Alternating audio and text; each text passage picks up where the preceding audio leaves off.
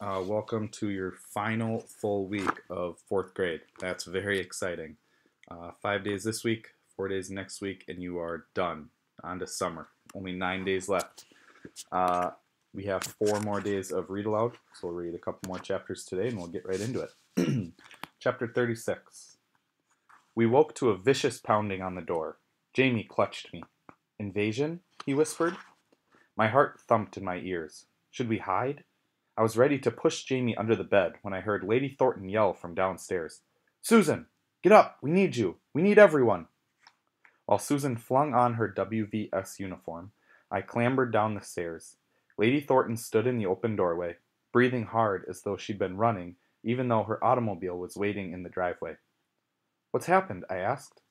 A ship just docked in the village, Lady Thornton said, full of soldiers from Dunkirk, and they were strafed on their way across the channel. She yelled up the stairs. Susan! Coming! Susan hustled down, stuffing her hair beneath her WVS cap. She paused in the doorway and put her hand on my cheek. You'll be okay? She asked. Both of you? Yes, I said. I put my arm around Jamie and we watched Lady Thornton reverse her car in a whirl of dust. It's not an invasion, I said. Jamie looked up at me. Strafed? He said. Strafed meant shot at from above by an airplane.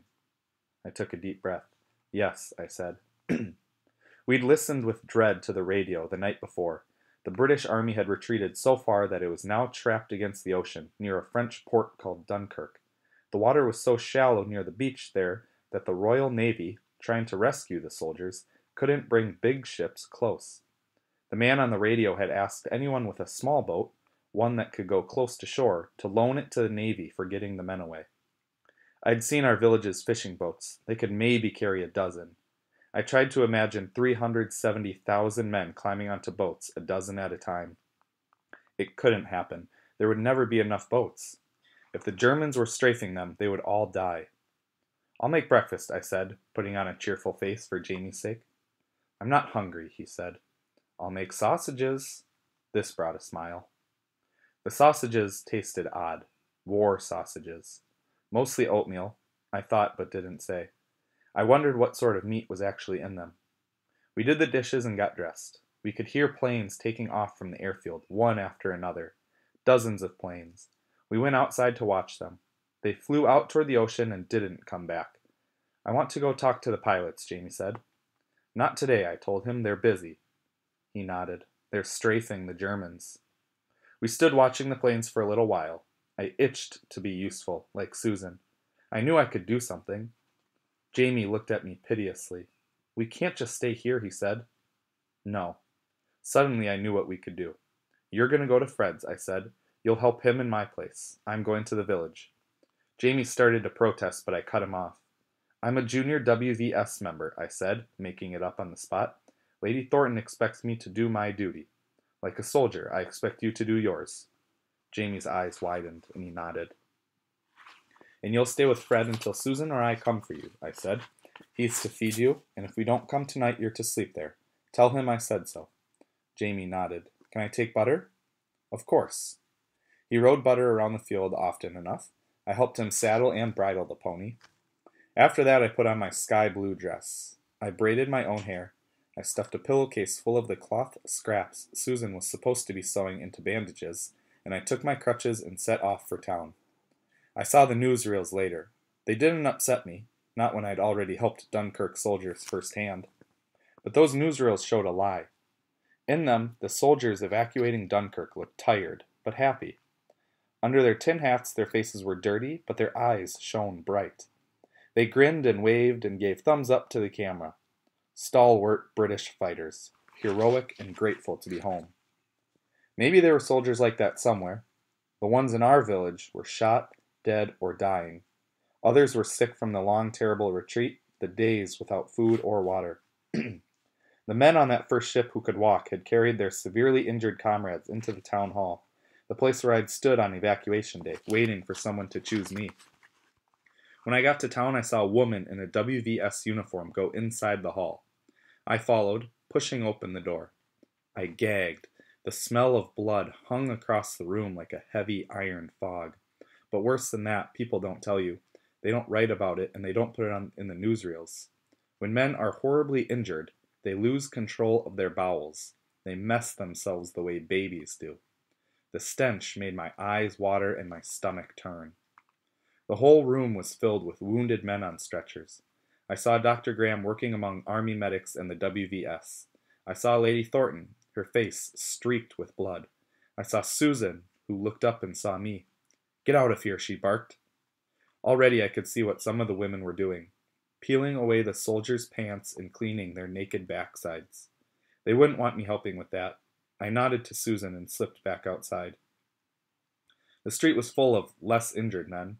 Townspeople directed them into the pub, the library, any building with open space. Men stumbled, collapsed, cried. "Miss," said one, looking up at me. He sat on the curb with a blood-soaked leg held stiff in front of him. "Water." I went into the pub. It was full of soldiers and people from the village. If anyone noticed me, they didn't care. I tossed my crutches and pillowcase behind the bar, found a pitcher and filled it, grabbed a mug, limped to the street, and gave the water to the soldier. He drank until the pitcher was empty. I went back and forth carrying water. Eventually, the publican's daughter, who seemed about my age, came out with a heavy bucket. "You stand here with the mug," she said. "I'll bring buckets back and forth." Soldiers clustered around me, reeking, stinking, filthy, their uniforms crusted with sweat and blood. They drank and drank, cracked lips, haunted eyes, another bucket of water, and another. The publican's daughter brought more mugs, which I dipped into the buckets and passed around. When the flow of men who could still walk stopped, I later learned that if they could, they went on to the train station and then to an army base north of us. I went into the pub and tried to help the soldiers there. It was the same with them as in the hall. Blood, filth, exhaustion. Daisy, that was the publican's daughter's name, and I went down the row giving out drinks, water first and eventually tea. Back and forth down the rows. It seemed impossible that all these men could come from one ship, even if it had been a big ship. When I said so to Daisy, another villager cut in. "We're on the third or fourth ship by now. They're unloading wherever they can dock and going back for more." Sometime after dark, Daisy's mother insisted we rest in the kitchen. She sat us at a long table and pushed plates of food in front of us. "Eat," she commanded. Daisy sat unmoving. I was still trying to will myself to pick up a fork when I saw something splash onto Daisy's plate. I looked up. Tears streamed down her face.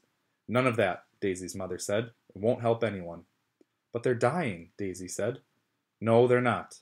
They look awful, but men can look much worse and still live. You'd be surprised. Eat and rest, or I'll send you both to bed." We ate. "You've ruined your dress," Daisy said. I looked down. My sky blue dress was covered with dark smudges and smears of grime. "It's my favorite." Daisy nodded. "It's pretty." When we'd rested, we went back out and made another round of tea. One soldier looked up at me, his eyes very bright.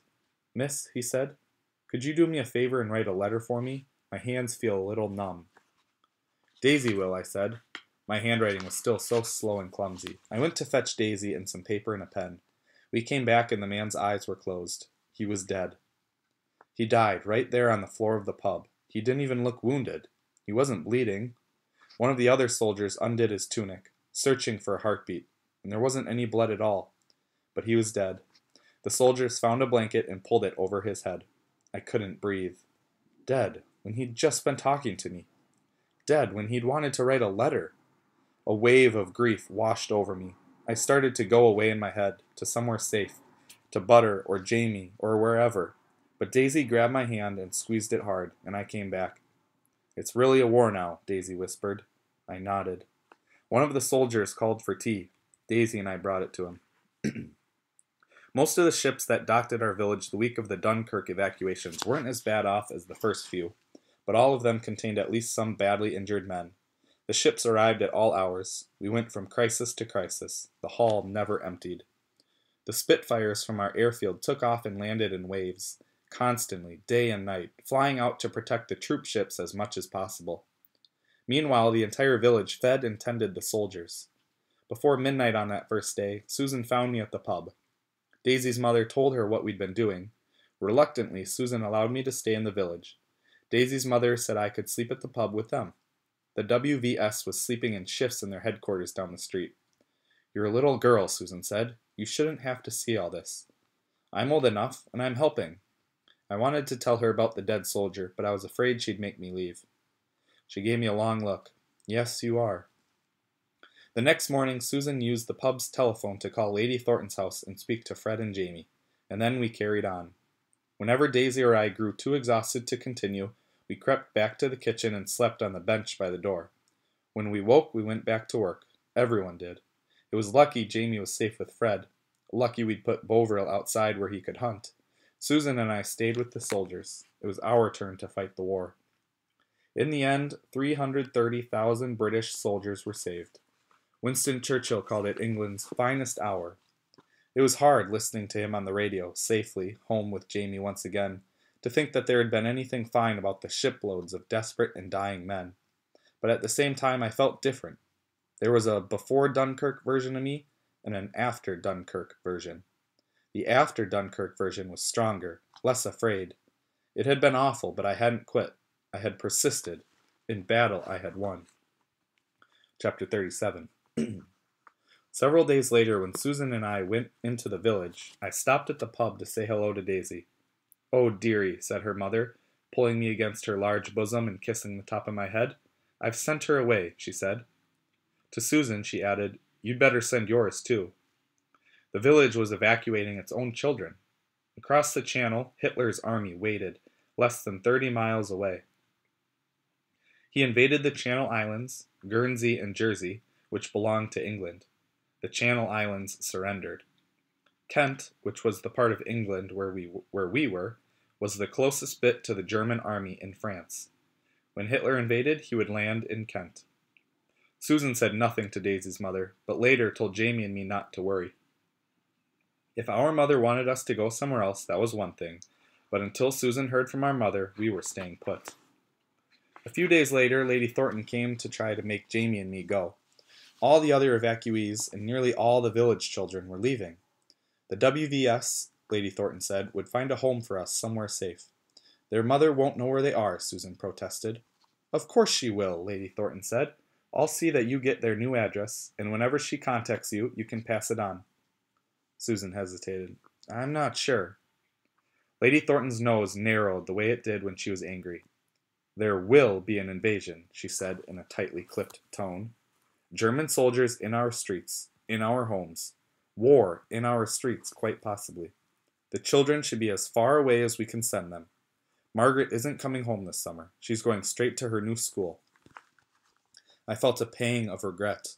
I had been expecting to see Maggie soon. Lady Thornton said, "You must send them away." Beneath the regret came a bigger wave of emotion, coiling up, rising in my gut. I didn't know what it was. I didn't know what it meant. I looked out the window and frantically tried to think of butter. "Things worse than bombs," Susan was saying. Lady Thornton shook her head. "War is no time for sentiment." "Is it sentiment?" Susan asked. Her voice sounded far away behind the humming in my ears. Susan put a hand on my shoulder. "Look at them. Look at Ada. If she gets put with the wrong person, she'll go right back to where she was."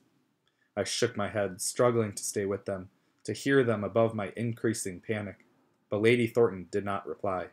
When I risked a glance at her, she was staring at Susan with an expression I couldn't read. "She isn't easy," Susan said, "but I'll fight for her. I do fight for her. Someone has to." At last, Lady Thornton spoke. "I see," she said quietly. "I'm not sure you're correct, but I see what you're saying. But the boy." "No," Susan said. "Separating them would kill them both." When Lady Thornton had left, Susan sat Jamie and me down beside her on the sofa. She said, "Listen, I am not sending you away." She talked a long time after that. I heard nothing beyond the words, "not sending you away." The wave inside me flattened out. I could breathe again. "How do you feel about it?" Susan asked me. How did I feel? I had no idea. I didn't know the words to explain. I was choking, and now I can breathe. Susan waited for me to say something. I still felt dizzy, overwhelmed. Excuse me. I swallowed. "I guess I'd rather stay here." "Good," Susan said, "because I'm not giving you a choice." Susan had been right that all the green leaves and grass came back in summertime. The weather was glorious. Butter's pasture reached his knees, and the vegetables in our victory garden thrived. Fred found an old bicycle in one of the sheds at Thornton House and fixed it up for Jamie to ride. School had closed for good since most of the children were gone, so Jamie came with me every day to help Fred. The former gardener had proved useless around horses, frightened of them, and therefore inclined to smack them around. He'd been called up anyhow. Fred was alone again. Lady Thornton had sold 2 horses and put down 3 more who were past being ridden, but that still left a lot of work to do. The best pastures had been taken over for crops. The government sent land girls to take the place of the enlisted male farm workers. They moved into the old stable boys' apartments, but they only helped with the farming on the estate, not the horses. Horses aren't important these days, Fred said. Jamie was finally, permanently and completely banned from the airfield. They were too busy to have him around. Planes took off in bunches all day and all night. We could see them high in the sky, tiny specks patrolling the channel, watching, waiting for the invasion that would come. I struggled to fall asleep in the long, bright summer nights. Jamie and Bovril snored in unison, loudly. One night, when the noise grew too much to bear, I crept downstairs to the slightly darker living room. Susan sat on the sofa, her legs curled beneath her, staring into nothing. It was not the deep, sad staring from the year before. "Can't sleep?" she asked when she saw me. I shook my head. Susan patted the sofa beside her. I walked across the room and stood in front of her, my good foot and the crutch tips deep in the plush rug, the toes of my bad foot barely brushing the ground. "Everyone still thinks I should send you away," Susan said. I nodded. Lady Thornton said so often. I went to Susan's WVS meetings sometimes to help sew, and Lady Thornton made a noise in the back of her throat every time she saw me. "Part of me does agree," Susan continued. "I know they mean well. But I also understand now why some of the mothers from London took their evacuated children back so soon. Some things you've got to face as a family. Hitler was in Paris. He could be in London next week.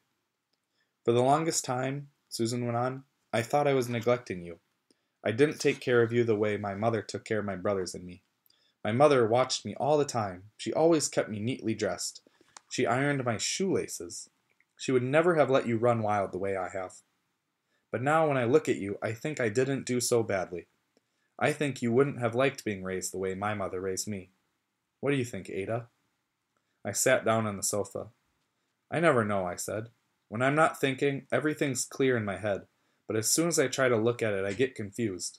I leaned against the back of the sofa. "I understand," Susan said. "Sometimes I feel like that too." I leaned my head against her the tiniest bit. She didn't move. I leaned a little bit more. She put her arm around my shoulders so that I was nestled against her. As I drifted into sleep, I thought I felt her lips brush the top of my head. The first air raid was worse than Christmas Eve. That's the end of chapter 37. We only have 7 chapters left to go. We're starting to get into the really good part of the book. I hope you're still liking it. We are only going to have 3 more read aloud days left. Again, you only have 9 days of school left, 8 after this, which you'll listen to on Monday.